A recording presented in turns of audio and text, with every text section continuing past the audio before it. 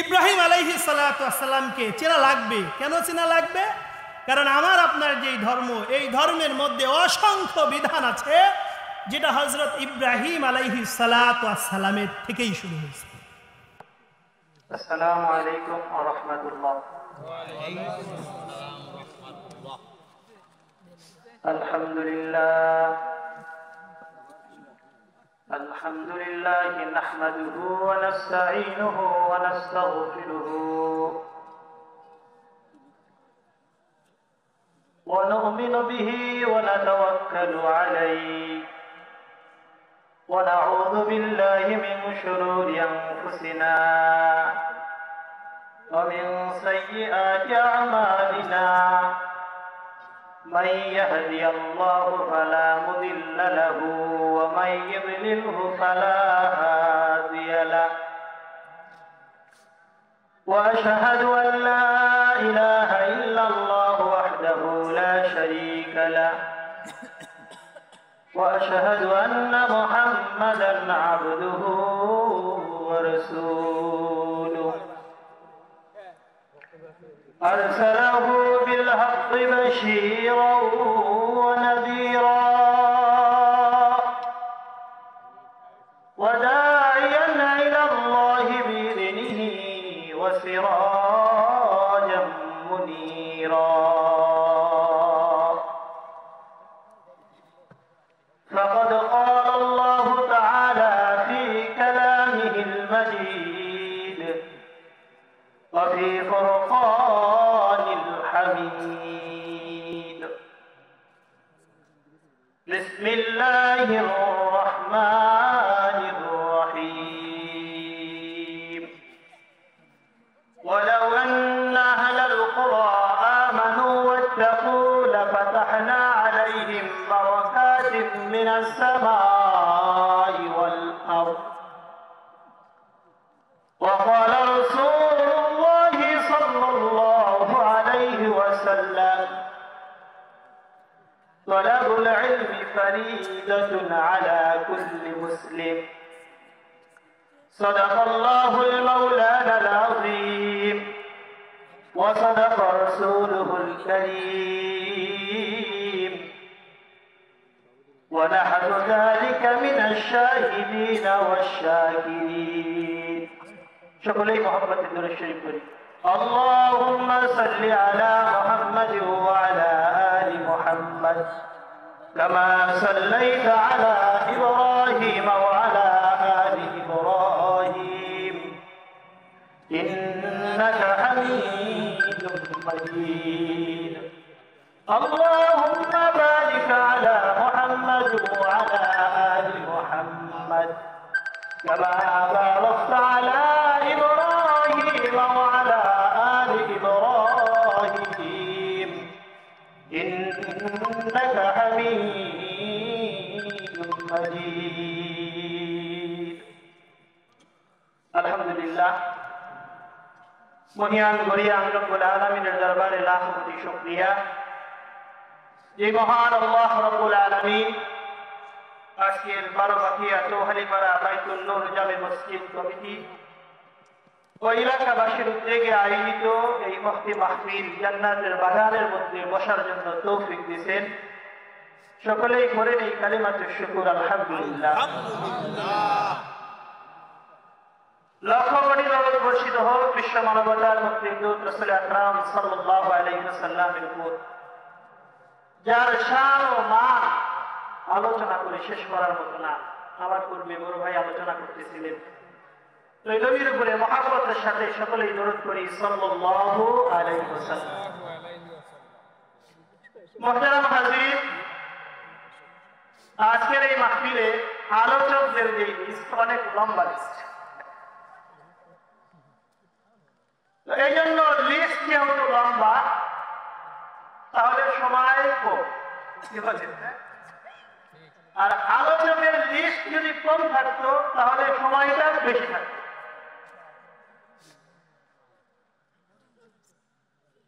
অল্প কিছু সময় আমলের নিয়তে ইনশাআল্লাহ দুই একটা কথা আল্লাহ তাআলার কাছে দোয়া চাই, আল্লাহ বলার সুযোগ দান করে দিক। সকলে বলি আল্লাহুম্মা আমিন। এবং আমাদের শোনার নিয়তের মধ্যে আল্লাহ রাব্বুল আলামিন আমলের নিয়তে শোনার মতো তৌফিক দান করুন। সকলে বলি আল্লাহুম্মা আমিন। মুহতারাম হাজিরিন, সময় যেহেতু কম, সেই জন্য লম্বা ভূমিকা করার প্রয়োজন নাই। আল্লাহ সুবহানাহু ওয়া তাআলা আমাকে আর আপনাকে এই যে মাহফিলের মধ্যে নিয়ে আসা বা বসার সুযোগ তৈরি করে দিচ্ছেন, এতে আমরা খুশি না বেজার? আলহামদুলিল্লাহ। দিনের রাস্তায় একজন চাইলেই চলতে পারে না। আমরা সংখ্যায় অনেক কম, এটা ঠিক। এর জন্য আমরা খুব একটা বেজার না, কারণ আল্লাহ রাব্বুল আলামিন সব সময় বলুন আল্লাহ তাআলার কাছে কিচ্ছু না, বলি সুবহানাল্লাহ। একজন, দুইজন, পাঁচজন, এটা আল্লাহ তাআলার কাছে কিচ্ছু না। বরং আল্লাহ রাব্বুল আলামিন দেখেন আমার বান্দা একা হোক, আমার বান্দার অন্তরের মধ্যে কি, এটা সুবহানাল্লাহ। আর অন্তর যদি মজবুত হয়, মানুষ যদি কম হয়, আল্লাহ রাব্বুল আলামিন কম দলের মানুষগুলাকে বড় বেশি দলের বিরুদ্ধে বিজয় লাভ করেন। সুবহানাল্লাহ। এটা কি গাল গল্প? আমাদের সামনে অসংখ্য ইতিহাস আছে। রাসূল সাল্লাল্লাহু আলাইহি ওয়াসাল্লামের জিন্দেগীর বদরের যুদ্ধ আমাদের সামনে প্রমাণ। এক পক্ষে কয়জন লোক ছিল? 313 জন। অস্ত্র খুব একটা ছিল না, দুইটা তরবারি ছিল। কারো কাছে ঘোড়া ছিল না। অপর পাশে 1000 লোক ছিল, প্রত্যেকেই যুদ্ধে সশস্ত্রিত সৈন্যবাহিনী। বিজয় কার হয়েছে? 313 জনের জামাতেরই বিজয় হয়েছে। তারপরেও আমাদের গ্রামবাসী যারা আশেপাশ থেকে যারা শুনছেন, তাদেরকে আমি বলবো যে আপনারা মাহফিলের প্যান্ডেলে বসে আসে, কারণ এইখানে বসে যা শুনতে পারবেন বাসায় বসে তা শোনা সম্ভব। আর বসে যদি শোনা যদি সম্ভব হয়, মাহফিলের যে ফজিলত এইটা তো পাওয়া যাবে না। কি বলেন? হাদিসের মধ্যে আল্লাহর নবী বলেন, আল্লাহ সুবহানাহু ওয়া তাআলা দুনিয়ার মধ্যে অসংখ্য ফেরেশতা তৈরি করে রেখেছেন। যেই ফেরেশতাগুলো দায়িত্ব হলো পুরা জগতের মধ্যে চলাফেরা করে, আর জগতের মধ্যে চলতে ফিরতে যেই জায়গায় কয়েকজন মানুষ এক জায়গা বসে আল্লাহ রাব্বুল আলামিনের গুণগান গায়, নবী বলেন ওই জামাতের মানুষগুলাকে আল্লাহ রাব্বুল আলামিনের ফেরেশতারা চতুর্দিক থেকে বেষ্টন করে নেয়। শুধু যে একজন একজন করে বেষ্টন করে নেন তা নয়, আল্লাহ নবী বলেন একজনের কাছে আরেকজন ফেরেশতা, একজনের কাছে আরেকজনের ফেরেশতা। এইভাবে ওই জামাতের মানুষগুলা থেকে নিয়ে আসমান পর্যন্ত যেই খালি জায়গাগুলো থাকে সব জায়গাগুলোকে ফেরেশতারা বেষ্টন করে নেয়। আলোচনা চলা অবস্থায় আল্লাহ রাব্বুল আলামিন ফেরেশতাদেরকে জিজ্ঞাসা করেন, ও আমার ফেরেশতারা, এই জায়গাতে তোমরা এইভাবে বেষ্টন করে নিয়েছো, এই জায়গার হাকিকতটা কি আমাকে একটু শোনাও। ফেরেশতারা ডাকতে বলে, মাওলায়ে কারীম, এই জায়গা তোমার কিছু বান্দা এক জায়গা বসে তোমার গুণগান গায়। সুবহানাল্লাহ। আল্লাহ তাআলা তো সবই জানেন। কি বলেন? আল্লাহ রাব্বুল আলামিন তারপরেও জিজ্ঞাসা করেন, ও আমার ফেরেশতা, তোমরা আমাকে বলো ওই জায়গা যেই বান্দাগুলা বসে আমার গুণগান গায় তারা কি আর কোনো কিছু আমার কাছে চায় নাকি বলো। ফেরেশতারা জবাব দেয়, রাব্বুল আলামিন, আপনার ওই বান্দারা আপনার গুণগান চায়, আর হলো আপনি যে তাদেরকে যেই জান্নাতের ওয়াদা দিয়েছেন ওই বান্দারা জান্নাতের আশা করে। জান্নাতের আশা করি কি করি না বলে? আল্লাহ রাব্বুল আলামিন বলেন, আমার বান্দারা যে জান্নাতের আশা করে, আমার বান্দারা জান্নাত দেখছেনি, দেখছেন কেমন দেখা যায়? শুধু শুনছি নাকি? ফেরেশতারা জবাব দেয়, রব্বে কারীম, আপনার বান্দারা কখনোই জান্নাত দেখে নাই। বলে যদি আমার বান্দারা যদি জান্নাত দেখতো তাহলে আমার বান্দাদের অবস্থা কিরকম হইতো? ফেরেশতারা জবাব দেয়, রব্বুল আলামিন, আপনার বান্দারা যদি কখনো জান্নাত দেখতো সব সময় জান্নাতের কামনা করতো। আল্লাহ রব্বুল আলামিন আবার জানতে চাই, বলো আমার যেই বান্দারা ওখানে বসে আছে আর কোনো কিছু চাই কিনা? ফেরেশতা জবাব দেয়, রব্বুল আলামিন, আপনার বান্দারা জাহান্নাম থেকে বাঁচতে যায়। কি বলে, চাই না? আল্লাহ রাব্বুল আলামিন আবার ডাকতে বলে, আমার বান্দারা জাহান্নাম দেখছেনি? ফেরেশতারা জবাব দেয়, না না, আপনার বান্দারা তো কেউ জাহান্নাম দেখে নাই। আল্লাহ রাব্বুল আলামিন আবার বলেন, যদি জাহান্নাম দেখতো তাহলে কেমন হইতো? ফেরেশতারা জবাব দেয়, রব্বুল আলামিন, আপনার বান্দারা যদি কখনো জাহান্নামের শাস্তি যদি চোখে দেখার সুযোগ পাইতো, দুনিয়ার সব কিছু বাদ দিয়ে আপনার বান্দারা জাহান্নাম থেকে বাঁচতে চাইতো। রব্বুল আলামিন ঘোষণা করেন, ও আমার ফেরেশতা সাক্ষী থাকো, আমার যেই বান্দারা আমার জান্নাত না দেখে জান্নাত চায়, আমার যেই বান্দারা জাহান্নাম না দেখে জাহান্নাম থেকে বাঁচতে চায়, এই জন্য এক জায়গায় বসে আমার বান্দা আমারে ডাকতেছে। ও ফেরেশতারা সাক্ষী থাকো, আমি আমার এই বান্দাদের জন্য জান্নাতকে ওয়াজিব করে দিলাম এবং এই বান্দাদের জন্য আমি জাহান্নামকে হারাম করে দিলাম। সুবহানাল্লাহ। নবীর হাদিস যদি সত্য হয়, অবশ্যই সত্য, কি বলে? তাহলে আমরা যারা এখানে বসছি লাভবান হয়েছি না করছি? লাভবান। তাহলে মুমিন তো সেই যে নিজে লাভবান হয়, অপর মুসলমানকেও লাভবান বানাইতে চায়। এই জন্য আমি বলছি যে যারা আমাদের মাইকের আওয়াজ শুনতেছেন, আসেন না একসাথে সবাই জান্নাতি হই, একসাথে সবাই জাহান্নাম থেকে বাঁচি। মুহতারাম হাজিরিন, দাওয়াতের পর্ব শেষ। তো আমি আপনাদের মাঝে ছোট্ট একটা আয়াত করেছি এবং রাসূল সাল্লাল্লাহু আলাইহি ওয়াসাল্লামের অসংখ্য হাদিসের মধ্য থেকে ছোট্ট একটা হাদিস করেছি। আয়াত এবং হাদিসের সমন্বয়ে কয়েকটা কথা ইনশাআল্লাহ খুব ভালোভাবে বোঝার চেষ্টা করব। একটা জিনিস আমারে বলেন, আপনারা যারা এখানে বসে আছেন তারা সবাই কি সুখী মানুষ? এই মজলিসটা আমার জন্য, আমার কথা বলতে খুবই ভয় লাগতেছে। আমার শ্রদ্ধেয় বাবা আমার এই মজলিসে বসে আছে, কখনো বাবা আমার মজলিসে বসতে বেলা আমার খুব একটা মনে হয় না। যার অক্লান্ত পরিশ্রমে আপনাদের মাঝে দুই একটা কথা বলতেছি। আমার কাকা যাদের দোয়া সবসময় পাইছি পিছনে বসা আছে, হ্যাঁ, আর যারা এখানে বসে আছেন সবাই আমার গ্রামের মানুষ, হ্যাঁ। এই জন্য বাইরে যখন কথা বলি ওই কথা বলতে খুব একটা বাজে না, এখানে কথা বলতে আমার খুব একটা এলোমেলো হইতেছে। যাই হোক, আমি যে এই প্রশ্নটা করলাম যে আমরা এখানে যারা বসে আছি সবাই কি সুখী মানুষ? কোনো চিন্তা পেরেশানি আমাদের মাঝে নাই, এরকম কি সবাই? কি বলে? সবারই আছে। আল্লাহ সবাইকে হেফাজত করুন। আল্লাহুম্মা। মুহতারাম হাজিরিন, বর্তমান সময়ে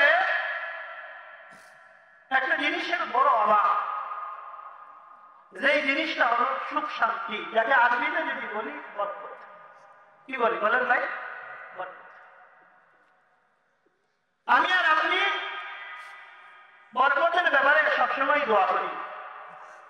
যখন রজব মাস আসে, খতিব সাহেব যারা আছেন মসজিদে আমাদের দোয়া শেখায় না? আল্লাহুম্মা বারিক লানা ফি রজব ওয়া শাবান ওয়া বাল্লিগনা রমাদান। আমরা দোয়া শিখি, হে আল্লাহ আপনি রজব এবং শাবান মাসে আমাদেরকে বরকত দান করেন। সুবহানাল্লাহ। আমি আর আপনি যখনই হাত তুলি, হে আল্লাহ সম্পদের মধ্যে বরকত দান করেন, করি কি করি না? আয় আল্লাহ, আপনি আমাদের হায়াতের মধ্যে বরকত দান করেন, করি কি করি না? আমরা সকলেই বরকত চাই। হ্যাঁ, এই বরকতের বড় অভাব। তো বরকত তো চাই না, আসলে বরকত কাকে বলে এটা কি কখনো জানি? কি বলে? আল্লাহর কাছে বললাম যে রব্বুল আলামিন আমাকে বরকত দেন, বরকত দেওয়া ভরপুর করে দেন। এই বরকত জিনিসটা এটা কি খায় না মাথায়?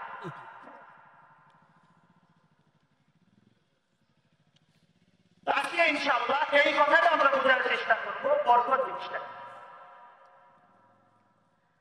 আমি আর আপনি সবাই আজকে খালেকের দিক থেকে আমার নজরটা মাখলুকের দিকে নিয়ে এসেছি।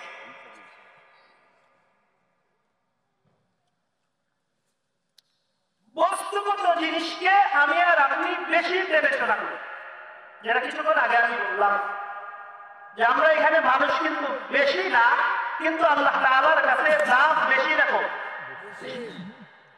তাহলে আমি আর আপনি চিন্তা করি যে এইখানে মানুষ বেশি এইটা ভালো, কিন্তু আল্লাহ তাআলা বলেন যে না, যেখানে মানুষ বেশি ওইটা ভালো না, যেখানে অন্তরটা সাফ ওইটা ভালো।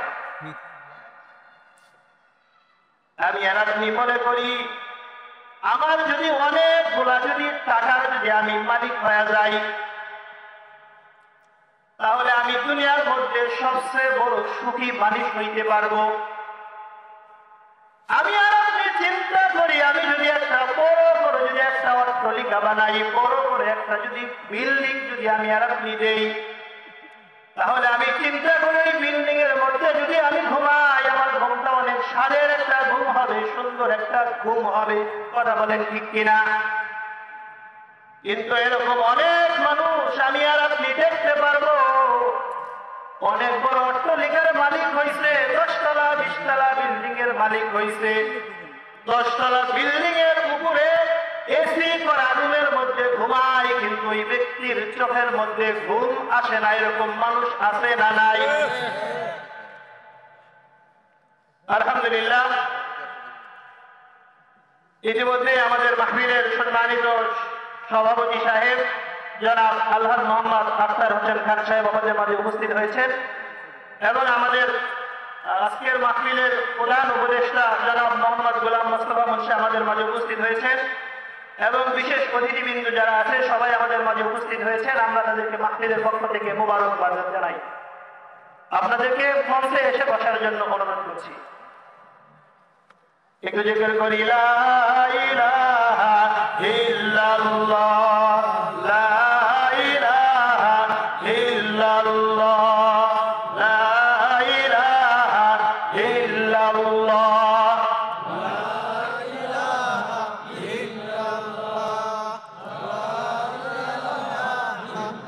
লা ইলাহা ইল্লাল্লাহ মুহাম্মাদুর রাসূলুল্লাহ সাল্লাল্লাহু আলাইহি ওয়াসাল্লাম। তো যে কথা বলতেছিলাম, 10 তলা বিল্ডিং এর উপরে এসি করা রুমে আছে, কিন্তু ঘুম হয় না। এরকম মানুষ আছে না নাই? অভাব নাই।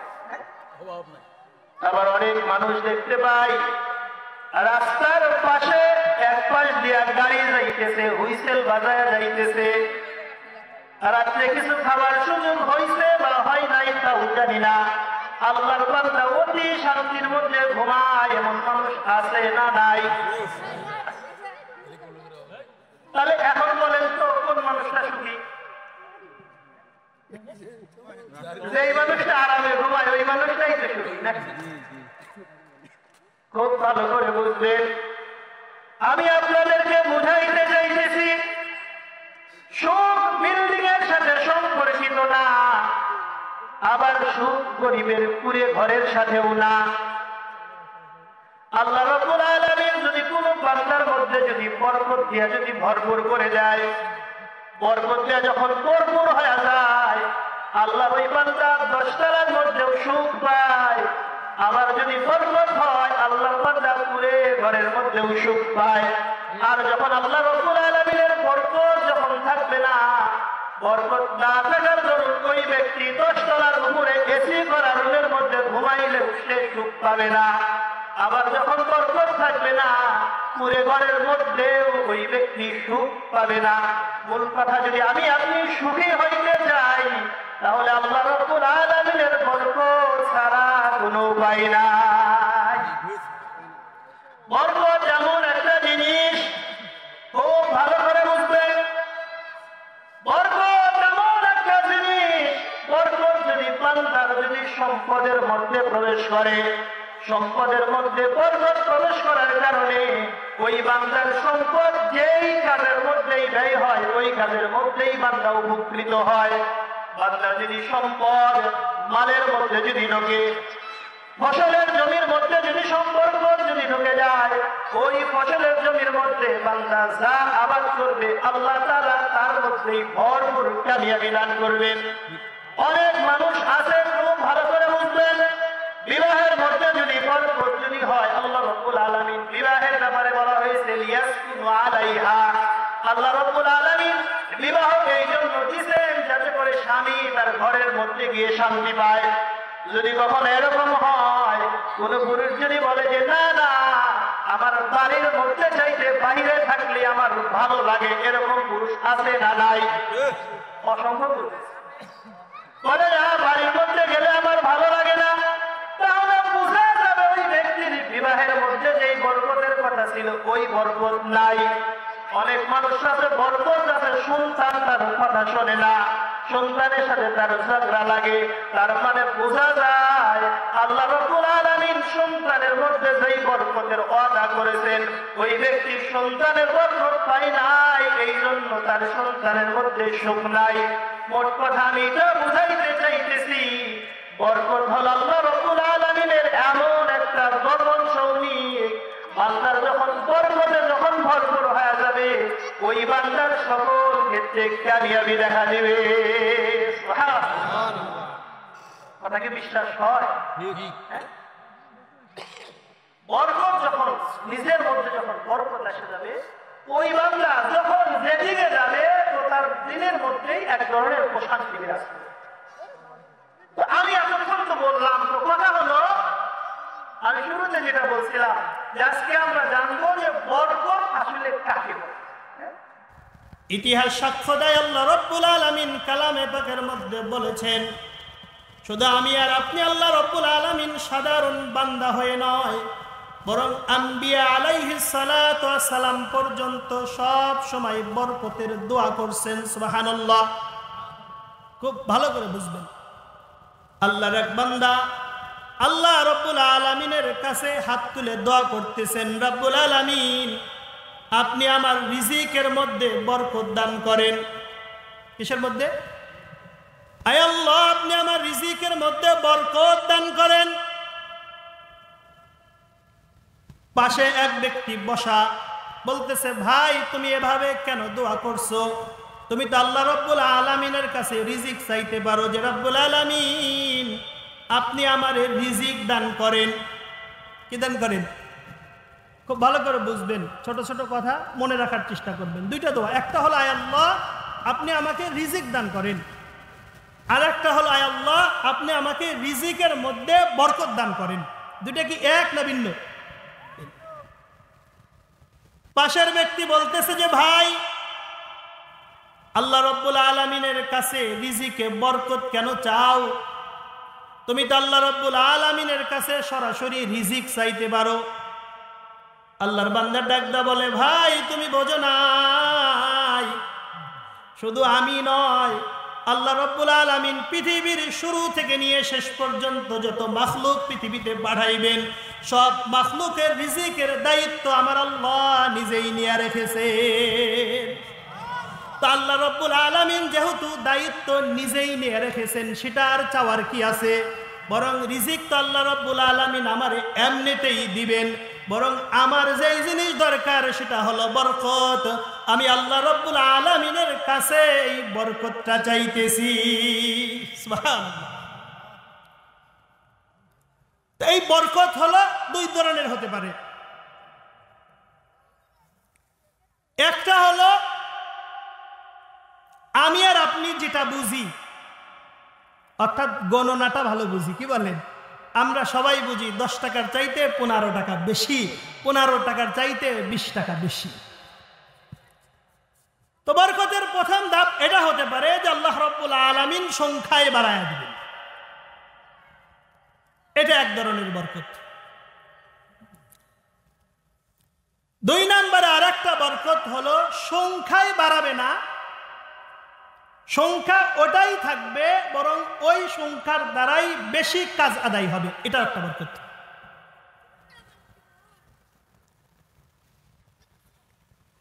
তিন নম্বরে আরেকটা বরকতের উদাহরণ হতে পারে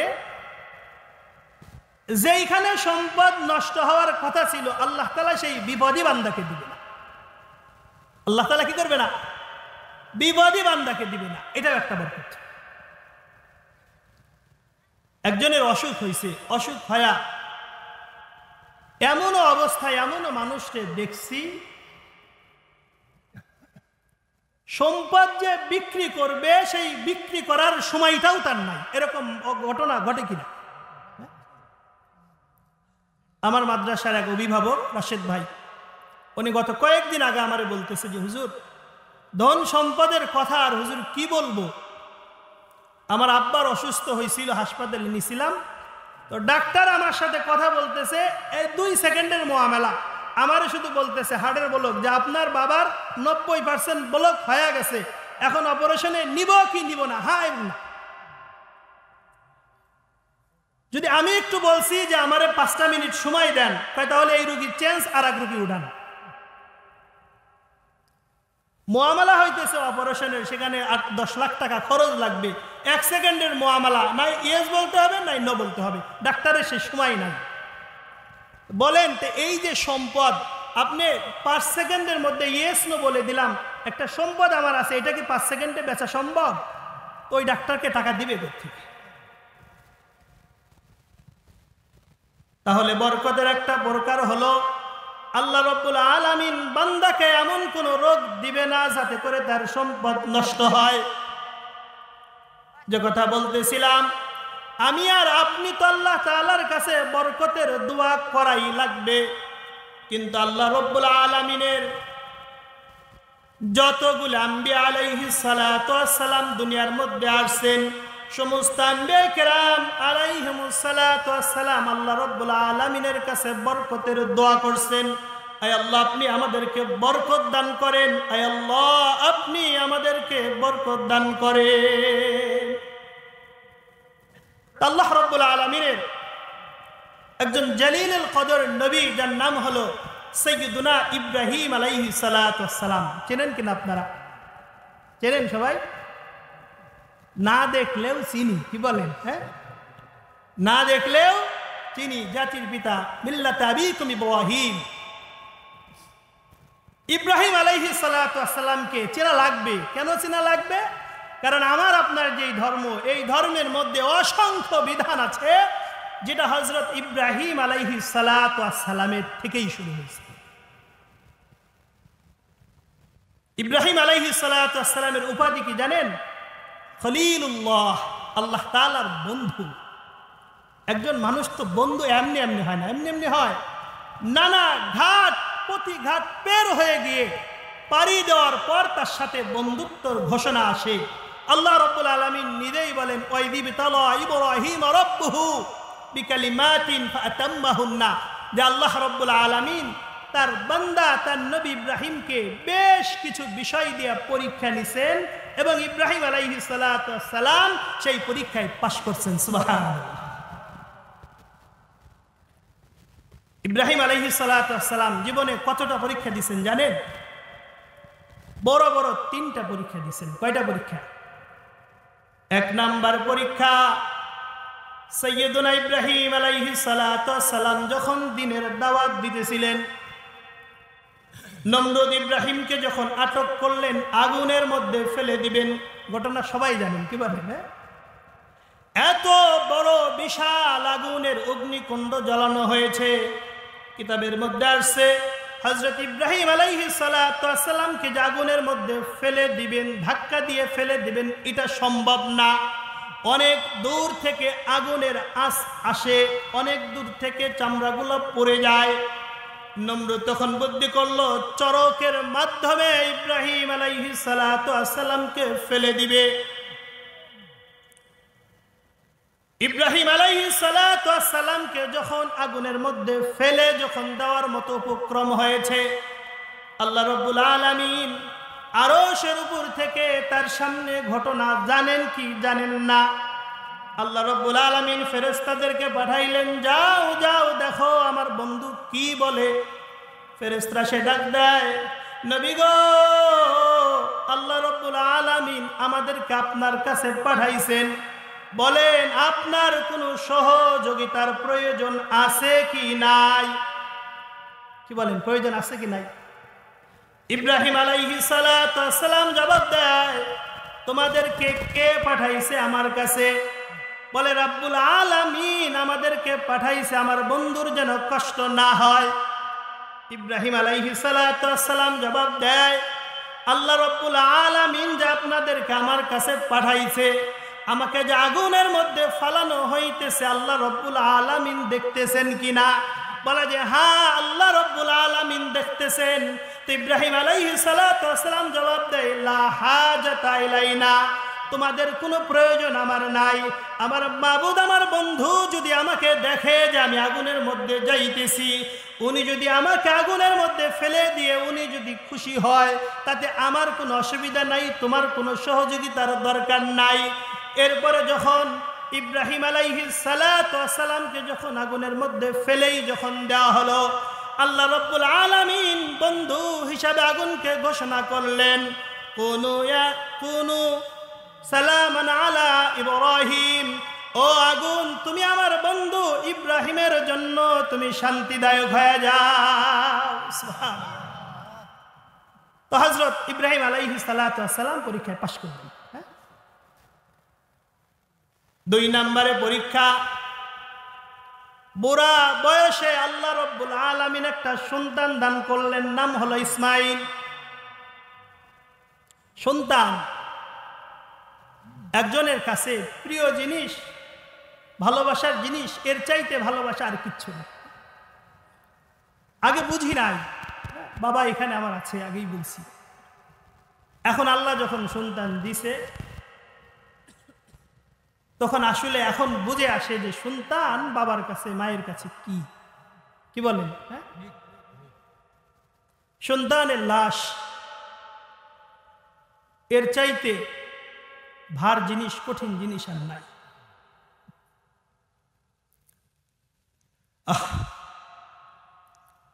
জীবনে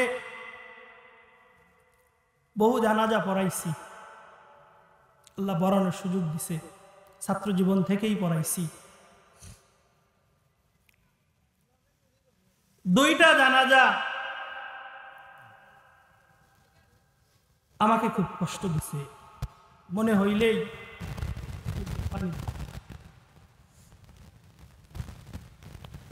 একটা হলো যে আল্লাহ প্রথম সন্তান দিয়ে আল্লাহ নিয়েছে, আর একটা হলো গত কয়েকদিন আগে আমার ছাত্রী নার্সারিতে পড়তো, পরীক্ষা চলতেছিল, 5টা পরীক্ষা দিছে, একটা পরীক্ষা ছিল, গাড়ি অ্যাক্সিডেন্টে মারা গেছে। ছোট্ট মানুষ, 5 বছর বয়স। গত পরশু দিন আমি খাতা দেখতেছিলাম, খাতা দেখতে গিয়ে আমি আর ঝাপসা দেখতেছিলাম ওর লেখা, যে ওর রেজাল্টটা আমি কেমনে পাবলিশ করব। এই জন্য সন্তান বড় মহব্বতের জিনিস। সৈয়দুনা ইব্রাহিম আলাইহিস সালাতু ওয়াস সালাম বুড়া বয়সে সন্তান পাইছে, বড় মহব্বতের সন্তান। আল্লাহ রাব্বুল আলামিন হুকুম দিলেন, বন্ধু তোমার 2 নম্বর পরীক্ষা, তুমি তোমার স্ত্রী এবং সন্তানকে মক্কার মরুভূমির মধ্যে রেখে আসো। যেই মরুভূমির মধ্যে কোনো বাড়ি নাই, কোনো ঘর নাই, কোনো প্রতিবেশী নাই, কোনো খাবার নাই, পানি নাই, এমন মরুভূমির মধ্যে তুমি তোমার সন্তান এবং স্ত্রীকে রেখে আসো। সাইয়্যিদুনা ইব্রাহিম আলাইহিস সালাতু ওয়াস সালাম যখন স্ত্রী এবং সন্তানরে যখন রেখে বাড়ির দিকে যখন পথ ধরছে, চোখের ফোঁটা চপ টপ করে চোখ দিয়া পানি গড়াইয়া পড়তেছে। পিছন থেকে হাজেরা ডাক দেয়, বলে স্বামী আপনি আমাদেরকে কোথায় রেখে গেলেন, কোথায় রেখে যাচ্ছেন? সাইয়্যিদানা ইব্রাহিম আলাইহিস সালাতু ওয়াস সালাম জবাব দেন না। দ্বিতীয়বার আবার জিজ্ঞাসা করেন, আপনি আমাদেরকে কেন রেখে যাচ্ছেন? ইব্রাহিম আলাইহিস সালাতু ওয়াস সালাম মুখটা ঘুরান না, চোখ দিয়া পানি পড়ে। যদি চেহারাটা ঘুরায় যদি প্রশ্নের জবাব দেন, তাহলে সন্তানের প্রতি ভালোবাসায় হয়তো বা এখানে নাও রেখে যেতে পারেন। 3 নম্বরে স্ত্রী তো বড় বুদ্ধিমান নবীর স্ত্রী 3 নম্বরে ডাকদা বলে, স্বামী গো আপনি কি আমাদেরকে এখানে আল্লাহর হুকুমে রেখে যাচ্ছেন? এবার ইব্রাহিম আলাইহিস সালাতু ওয়াস সালাম জবাব দেয় যে বিবি, এই মক্কার মরুভূমির মধ্যে যেখানে কোনো খাবার নাই, যেখানে কোনো পানি নাই, যেখানে কোনো প্রতিবেশী নাই, এমন একটা জায়গায় আমি স্বামী একা তোমাদেরকে রেখে যাইতেছি না। রব্বুল আলামিন আমারে হুকুম দিছেন, এই জন্য আমি তোমাদেরকে এখানে রেখে গেলাম। তোমার স্ত্রী তো বুদ্ধিমান, উনি বুঝে ফেলছে যে আল্লাহ রব্বুল আলামিনের যেহেতু হুকুম, তাহলে আর আমাদের কোনো চিন্তা নাই। এটা বড় কঠিন পরীক্ষা ছিল। 3 নম্বরে পরীক্ষা, হযরত ইব্রাহিম আলাইহিস সালাতু ওয়াস সালামের সন্তান যখন বাবার হাত ধরে হাঁটার মতো বয়স হইছে, এটা বড় মহব্বতের সময়। কি বলেন? এক তো হলো বাচ্চা, তখন কোনো কিছু বোঝে না, যখন বাবার হাত ধরে যখন হাঁটে ওটাই হলো আসল মহব্বতের সময়। এরকম সময় আল্লাহ রব্বুল আলামিন নবীরে স্বপ্ন দেখাইলেন, ও নবী আমার বন্ধু ইব্রাহিম, তুমি তোমার প্রিয় বস্তুকে আমার রাস্তায় কুরবানি করে দাও। হযরত ইব্রাহিম আলাইহিস সালাতু ওয়াস সালাম 8ই জিলহজ প্রথম স্বপ্ন দেখলেন। হযরত ইব্রাহিম আলাইহিস সালাতু ওয়াস সালাম মনে করলেন আল্লাহ রব্বুল আলামিন কিছু জিনিস কুরবানি চাইতেছে। পরদিন উঠে আল্লাহর রাস্তায় একটা উট কুরবানি করে দিলেন। 9 তারিখে আবার স্বপ্ন দেখলেন, একই বিষয়, নবী তুমি তোমার প্রিয় বস্তু আল্লাহর রাস্তায় কুরবানি দাও। ওই দিন ঘুম থেকে ওঠার পর আল্লাহর রাস্তায় উট কুরবানি করলেন। 3য় দিন একই স্বপ্ন দেখলেন। আল্লাহর নবী বুঝে ফেললেন, স্বপ্ন যখন বারবার দেখতেছি এর মানে হলো আল্লাহ আমার কাছে পরীক্ষা চাইতেছেন এবং আমার সবচেয়ে প্রিয় সবচেয়ে মহাব্বতের যেই সন্তান ইসমাঈল আলাইহিস সালাতু ওয়াস সালামের কুরবানি চাইতেছে। আল্লাহর নবী তৈরি হয়ে গেলেন, ইব্রাহিম আলাইহিস সালাতু ওয়াস সালাম তৈরি হয়ে গেলেন পরীক্ষা দেওয়ার জন্য। হযরত ইব্রাহিম আলাইহিস সালাতু ওয়াস সালাম যখন বিবি হাজেরার কাছে গেছে, গিয়ে বলতেছে, বিবি গো আমার সন্তানকে একটু উত্তমভাবে সাজাইয়া দাও, এক বড় একজনের সাথে দেখা করা লাগবে। কার সাথে দেখা করা লাগবে? বড় একজন, মানে আল্লাহ রব্বুল আলামিনের সাথে দেখা করা লাগবে। যদি মারে যদি বলে তোমার সন্তানকে জব করে দিব, কোনো মা কি আছে যে রাজি হবে? কি বলেন? মারে বলা যায় না জব করব, বলে বড়র সাথে দেখা করতে যাব, একটু সাজাইয়া দাও। খুব সাজাইয়া গুছাইয়া যখন ইব্রাহিম আলাইহিস সালাতু ওয়াস সালাম যখন নিয়ে রওনা হইছে, শয়তান আছে না নাই? শয়তান হাজেরা আলাইহিস সালাতু ওয়াস সালামের কাছে উপস্থিত, বলতেছে, আম্মা জান আপনি কি জানেন আপনার স্বামী আপনার সন্তানরে কই নিয়ে যায়? বলে একজন বড়র সাথে দেখা করার জন্য নিয়ে যায়। কয় না না, মিথ্যা কথা বলছে, আপনার স্বামী আপনার সন্তানরে জব করে দিবে এই জন্য নিয়ে যায়। হাজেরা আলাইহিস সালাতু ওয়াস সালাম বলে, কোন বাবা দুনিয়ার মধ্যে এমন কি বাবা আছে নিজ সন্তানকে জব করতে নিয়ে যায়? তুমি মিথ্যা কথা বলতেছো। এবার শয়তান বলে যে না না, এমনি জব করার জন্য নেই না, বরং আল্লাহ রব্বুল আলামিন তোমার স্বামীরে হুকুম দিছে, এই জন্য তোমার সন্তানরে জব করার জন্য নিয়ে যায়। এবার হাজেরা আলাইহিস সালাতু ওয়াস সালাম যদি বলেন যে আমার সন্তানকে যদি আল্লাহ রব্বুল আলামিনের পছন্দ হয়, আমি মা হয়ে তারে ফি সাবিলিল্লাহ দিয়ে দিলাম, আমার সন্তান আল্লাহর রাস্তায় কুরবানি হয়ে যায়। এবার যখন বাবা সামনে হাঁটে, ছেলে পিছনে পিছনে হাঁটে, এবার ছেলের শয়তান ধোঁকা দেওয়ার চেষ্টা করে, তোমারে কই নিয়ে যাই জানোনি? বলে যে হ্যাঁ আব্বা তো বলছে আমার একজন বড়োর সাথে দেখা করার জন্য নিয়ে যায়। বলে না, মিথ্যা কথা, তোমারে জবাই করার জন্য নিয়ে যায়। তো সন্তানও তো নবী, না কি বলেন? তো ইসমাইল আলাইহিস সালাম ডাকদা বলে মিথ্যা কথা, কোনো বাবা কোনো সন্তানকে জবাই করতে পারে না, তুমি মিথ্যাবাদী। বলে যে না না, এরকমই হুকুম হয়েছে, আল্লাহ হুকুম করছে। কয় তাহলে আমি রাজি আছি। এবার ইব্রাহিম আলাইহিস সালামকেও বাধা দেওয়ার চেষ্টা করে। আপনারা জানেন ইব্রাহিম আলাইহিস সালাম 3 জায়গায় পাথর নিক্ষেপ করছে। ওই 3 জায়গা আজ পর্যন্ত যারা হাজী সাহেব হজ করতে গেছেন, ওনারা ইব্রাহিম আলাইহিস সালামের সুন্নাত হিসাবে পাথর নিক্ষেপ করে। সুবহানাল্লাহ। এবার যখন সব ধাপগুলা পার হয়ে যখন গেছে, এবার হযরত ইব্রাহিম আলাইহিস সালাম সন্তানদের ডাক দে বলে বাবা ইসমাইল শোনো, ইন্নী আওয়া ফিল মানামি আন্নী আযবাহুকা ফানদুর মাযা তারা।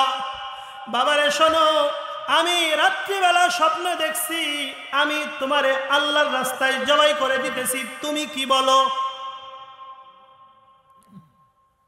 সাইয়্যিদুনা ইসমাইল আলাইহিস সালাম জবাব দেন যে বাবা আপনি যা হুকুম পাইছেন আপনি করেন, সাতাজিদুনি ইনশাআল্লাহু মিনাস সাবিরিন। বাবা আপনাকে যদি আল্লাহ রাব্বুল আলামিন যদি হুকুম দেয়, আপনি আপনার হুকুম বাস্তবায়ন করুন, আমি কথা দিচ্ছি ইনশাআল্লাহ আপনি আমাকে ধৈর্যশীলদের সাথে পাবেন। তবে বাবা আমি আপনাকে কয়েকটা কথা বলবো, আমার কথাগুলো একটু পালন করবেন। বলে কি কথা বলো? এবার ইসমাইল ডাকদা বলে বাবা গো, আপনি যেই ছুরিটা নিয়ে আসছেন আমারে জবাই করার জন্য, আমি আপনারে বলবো ছুরিটা আর একটু ভালো করে ধার দিয়ে নেন। হতে পারে আপনি যখন আমাকে জবাই করবেন ধার কম হওয়ার কারণে আপনার কষ্ট হইতে পারে। 2 নম্বরে বাবা আপনি যখন আমারে শোয়াইবেন, আমি আপনাকে অনুরোধ করব আমাকে জবাই করার সময় আমার হাত পা গুলো আপনি একটু বেঁধে নেবেন। আমি ছোট মানুষ, আপনি জবাই করলে আমার কষ্ট লাগতে পারে গো বাবা। হতে পারে আমার কষ্টের ছটফটানির কারণে আমার পাটা আপনার শরীরে লাগতে পারে, আমার হাতটা আপনার শরীরের মধ্যে লাগতে পারে। এই জন্য আপনি হলেন আল্লাহর নবী, আপনার সাথে বেয়াদবি হইতে পারে। এজন্য আপনি যখন আমার জবাই করবেন আমার হাত পা গুলো একটু রশি দিয়ে বেঁধে নেবেন। 3 নম্বরে বাবা আপনি যখন আমার জবাই করবেন আপনি আমার মুখটাকে আপনার দিকে রাখেন না, আমার মুখটা জমিনের দিকে করে নিয়েন। আপনি যখন জবাই করবেন হতে পারে আমার চেহারার দিকে যখন আপনার নজর পড়বে আপনার সন্তানের যেই ভালোবাসা এটা উতলে উঠবে, এজন্য আপনার কাজে বাধা আসতে পারে। এই জন্য আমি আপনার কাছে অনুরোধ করি যখন আমার জবাই করবেন আমার চেহারাটা জমিনের দিকে করে রাখবেন। 3 নম্বরে 4 নম্বরে আমি আপনার কাছে অনুরোধ করি আপনি যখন আমাকে আল্লাহর রাস্তায় যখন জবাই করবেন আমার জামাটা খুলে আমার মা মক্কার মধ্যে যেই হাজেরা বসে আছে আপনার সাথে বিদায় দিছে, আমার অপেক্ষায় যেই মা বসে আছে আমার জামাটা নিয়ে আমার মায়ের হাতে তুলে দিয়ে বলেন অনুরোধ গুলা শেষে। এটা কি কঠিন ছিল না সহজ ছিল পরীক্ষা? নিজের সন্তানকে আল্লাহর রাস্তায় জবাই করা এর চাইতে কঠিন পরীক্ষা হতে পারে? সাইয়্যিদুনা ইব্রাহিম আলাইহিস সালাম সবগুলা স্টেজ পার করে যখন ছেলেকে শুয়ে ছুরি দিয়ে যখন জবাই করতে চাইতেছে, ছুরি কি কাটবে? কি বলেন? ছুরি আর কাটে না। এক কিতাবের মধ্যে আসছে ইব্রাহিম আলাইহিস সালাম ছুরি যখন কাটে না, ঢেল দিছে, ওই ছুরিটা লাইগে একটা পাথর ফাইটে গেছে। তাহলে বোঝা যায় ধার কি ছিল না, কম ছিল না। ধার কি ছিল না, কম ছিল না। হযরত ইব্রাহিম আলাইহিস সালাতু ওয়াস সালাম ছুরিকে লক্ষ্য করে বলে, ছুরি তুমি কাটো না কেন? ছুরি জবাব দেয়, ও আল্লাহর বন্ধু খলিল, তুমি আমারে একবার কাটতে বলো, আমার আর তোমার মালিক আমারে 70 বার নিষেধ করে। আল্লাহ রাব্বুল আলামিন হযরত ইব্রাহিম আলাইহিস সালাতু ওয়াস সালাম রে পাশ করায় দিলেন। ফাতাম্মাহুন্না, আল্লাহ নিজেই বলেন ইব্রাহিম আলাইহিস সালাতু ওয়াস সালাম সবগুলা স্টেজ পার করে যখন পাশ করেছেন, আল্লাহ রাব্বুল আলামিন তার নবীরে খলিলুল্লাহ উপাধি দিয়েছেন। ইব্রাহিম শুধু নবী নয়, ইব্রাহিম হলো আমার বন্ধু। সুবহানাল্লাহ। মুহতারাম হাজিরিন, আলোচনা কি মনে আছে আমি কি বলতেছিলাম? আমি বলতেছিলাম আল্লাহ রাব্বুল আলামিনের এমন জলিলুল কদর নবী বন্ধু, ওই বন্ধু আল্লাহ রাব্বুল আলামিনের কাছে বরকতের জন্য দোয়া করছেন। এটাই তো বলতেছিলাম, কি বলেন? হ্যাঁ, আল্লাহ রাব্বুল আলামিনের কাছে সব সময় বরকতের জন্য দোয়া করছেন। আল্লাহর নবী ইব্রাহিম হযরত ইসমাঈল আলাইহিস সালাতু ওয়াস সালাম যখন বড় হয়ে গেছেন, বিবাহ শাদী করেছেন, আল্লাহর নবী যখন সন্তানকে দেখার জন্য মক্কার মধ্যে গেছেন, মক্কার মধ্যে গিয়ে ইসমাঈল আলাইহিস সালাতু ওয়াস সালামের ঘরের মধ্যে গিয়ে সালাম দিয়েছেন, আসসালামু আলাইকুম। তো ঘরের মধ্য থেকে একজন মহিলা মানুষ দরজা খুলে দিছে। তো এরপরে ইব্রাহিম আলাইহিস সালাতু ওয়াস সালাম জিজ্ঞাসা করছেন যে এই বাড়ির মালিক কই? বলে সে শিকারে গেছে, খাবারের খোঁজে গেছে। বলে তাহলে মা তোমরা আসো কেমন, তোমরা আসো কেমন? তো বিবি জবাব দিছেন, আসি কোন রকমে, দিন আনি দিন খাই, কোনোদিন খাওয়া হয় না, এভাবে আছি। তো হযরত ইব্রাহিম আলাইহিস সালাতু ওয়াস সালাম নিজের আর কোনো পরিচয় দেন নাই। বলছে ঠিক আছে, তোমার স্বামী আসলে বইল যে একজন মুরব্বী মানুষ আসছিল, তো তা সে আপনারে সালাম জানাইছে আর ঘরের চৌকাঠটা পাল্টাইতে বলছে। কি বলছে? পাল্টাইতে বলছে।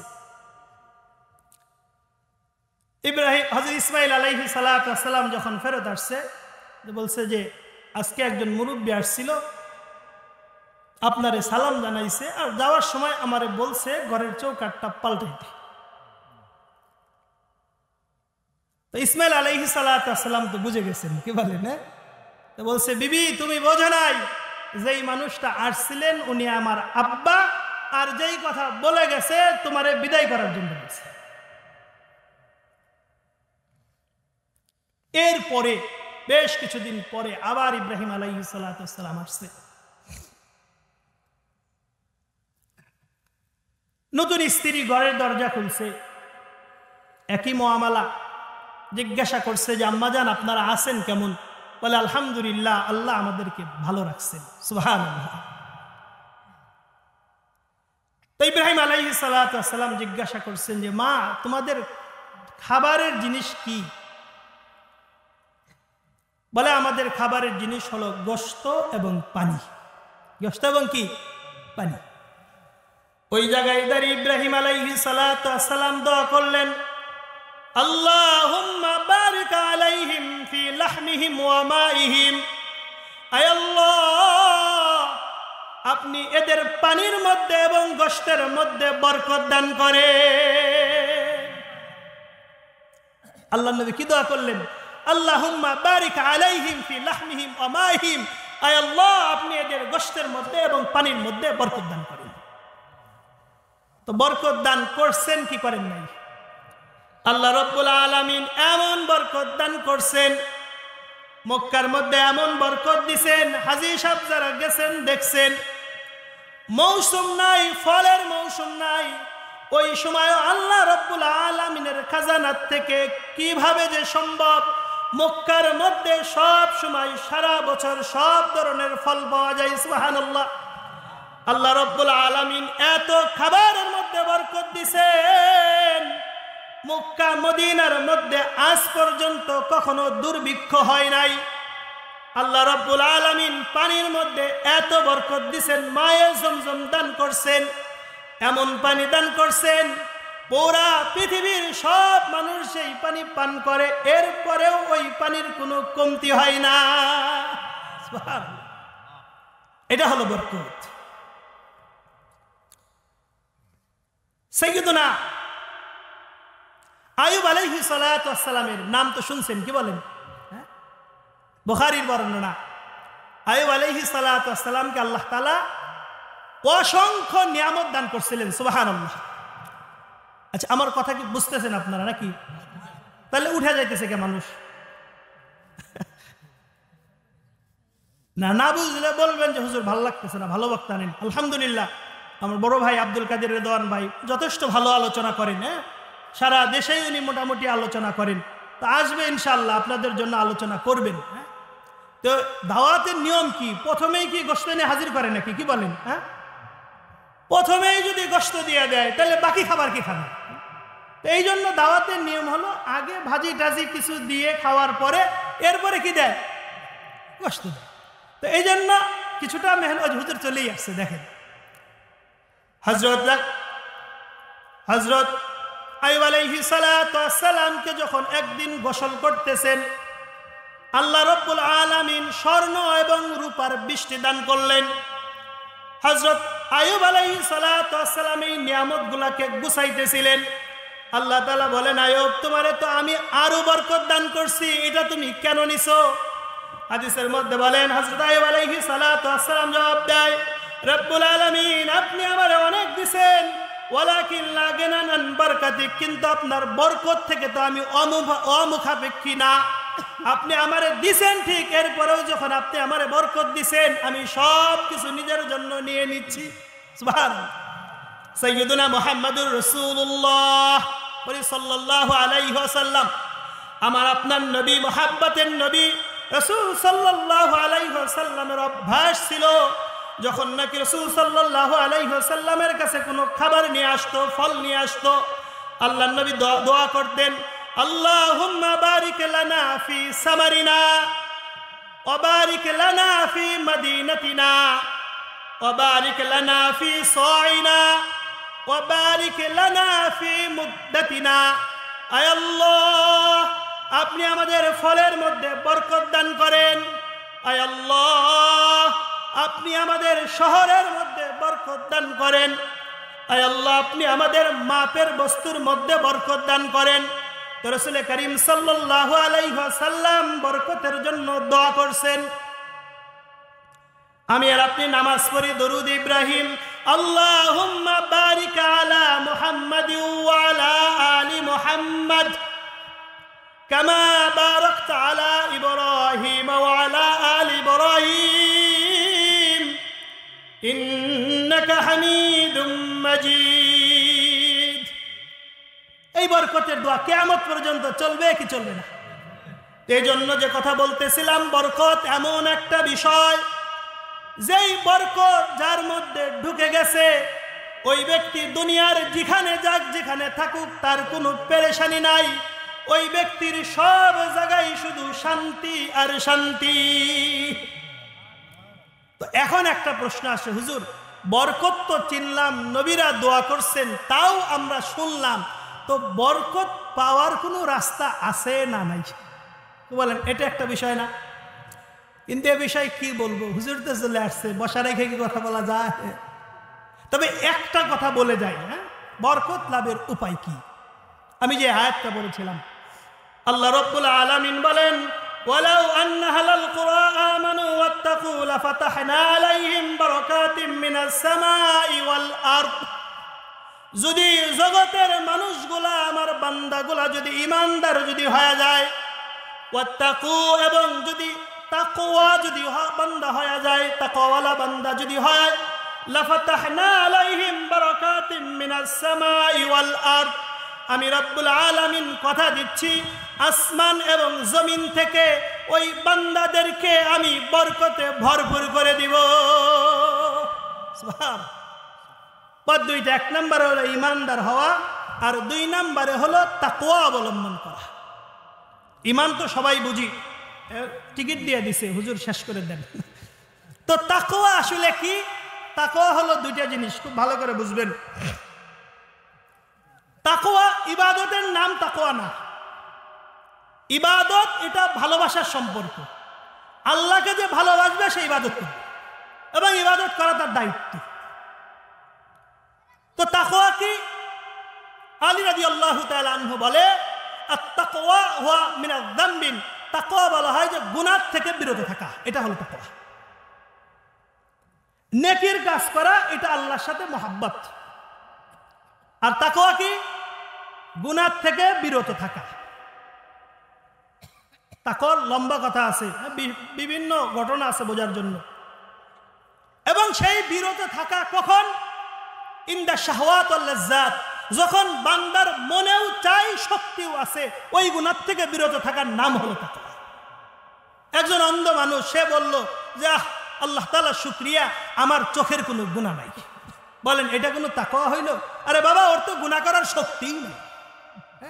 ওর কি নাই? গুনাহ করার শক্তিই নাই। সুতরাং এটা তাকওয়া না, বরং তাকওয়া হয় যে গুনাহ করার শক্তি আছে, গুনাহ করার সব কিছু আছে, এরপরেও যদি আল্লাহর ভয়ে যদি বান্দা যদি তাকওয়া যদি গুনাহ থেকে বিরত থাকে, এটা হলো তাকওয়া। 2 মিনিট আমি চেয়ে নিচ্ছি, একটা ঘটনা বুঝে আমি আপনাদেরকে শেষ করব। ইমাম শাফি রহমাতুল্লাহি আলাইহির নাম জানেন আপনারা?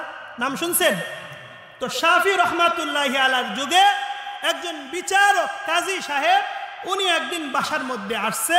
তো এসে দেখে যে বাসার মধ্যে বিবি সাহেবা একা। তো ঘরের মধ্যে যখন বিবি সাহেবা একা, নিজের মধ্যে একটু ফুরফুরে একটু ভাব কাজ করছে, বিবিকে একটু ভালোবাসার তাগিদে একটু ডাক দিছে। তো বিবিরাও এমন মানুষ, যখন একটু ভালোবাসা যখন পায় আর একটু পাওয়ার আশা করে। হ্যাঁ, তো সেই ছলে বলে কৌশলে বিবি বলে ফেলছে, আমি জাহান্নামীর কাছে আমি যাব না। কি বলছে?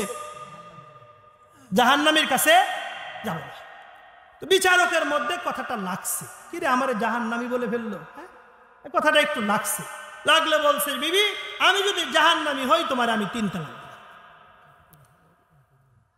এবার তো আবেগে দিয়া ফেলছে, এখন কি অবস্থা? কি বলেন? এবার দৌড়ানো শুরু হয়ে গেছে যে কি করলাম আমি, কি করলাম।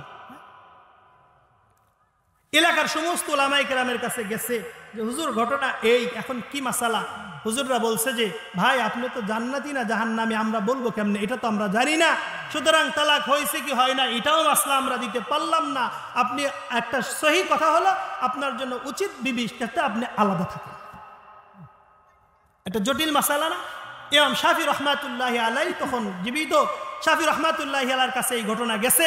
তুমি বলতেছে, আমি যদি বিচারকের সাথে একটু একা একে যদি বসতাম, তাহলে আমি একটা ফাইসালা দিতে পারতাম। তো এই ঘটনা বিচারকের কাছেও চলে গেছে যে শাফি রহমাতুল্লাহি আলাইহি এমন কথা বলছে, ওনাকে ডেকে আনছে। বলছে, হুজুর তাহলে মাসালা বলেন। তাই আমি আপনার সাথে একটু নীরবে কথা বলতে চাই। সবাইরে বাড়ি করে দিছে।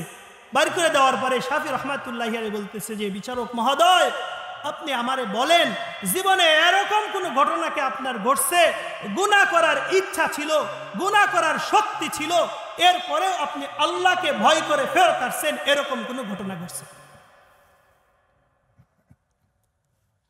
তো এবার বিচারক একটু চুপ থেকে জীবনের সব ইতিহাস যখন মানুষ পটে যখন ভেসে উঠছে, ভেসে ওঠার পরে বলতেছে যে হুজুর আমার মনে পড়ছে এরকম একটা ঘটনা আমার আছে, যেখানে আমার শক্তি ছিল, আমার ইচ্ছা ছিল, কিন্তু আল্লাহকে ভয় করে আমি সেখান থেকে ফেরত আসছিলাম।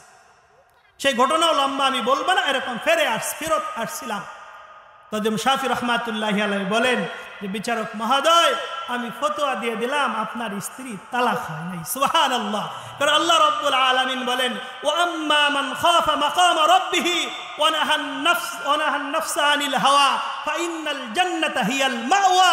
আল্লাহ রাব্বুল আলামিন নিজেই বলছে, যেই ব্যক্তি আল্লাহ রাব্বুল আলামিনকে ভয় করে এবং গুনাহ থেকে এই ভয়ের কারণে ফিরে আসে, ফাইন্নাল জান্নাতা হিয়াল মাওয়া, ওই ব্যক্তি জান্নাতি। সুবহানাল্লাহ। তো এই জন্য যেহেতু আপনি ফেরত আসছিলেন, তাহলে আপনি একজন জান্নাতি মানুষ, আপনার স্ত্রী তালাক হয় নাই। সুতরাং একটা কথা আমি বললাম যে মুহতারাম হাজিরিন, যদি আমি আর আপনি যদি বরকত যদি পেতে চাই, তাহলে এক নম্বরে যেই কাজ করা লাগবে, ঈমানের সাথে তাকওয়া লাগবে। তাকওয়ালা ঈমান যদি আমি আর আপনি যদি নিয়ে আসতে পারি, আল্লাহর ভয়ে যদি গুনাহ থেকে যদি বেঁচে থাকতে পারি, তো আমার আপনার জীবন ইনশাআল্লাহ বরকতে ভরপুর হয়ে যাবে। সকলে আমার আপনার দোয়া করি আল্লাহ রাব্বুল আলামিন যেন আমাদের সব কিছুর মধ্যে, হায়াতের মধ্যে, মালের মধ্যে, সব পরিবারের মধ্যে যেন আল্লাহ রাব্বুল আলামিন বরকত দিয়ে ভরপুর করে দেন। সকলে বলি আল্লাহুম্মা আমিন।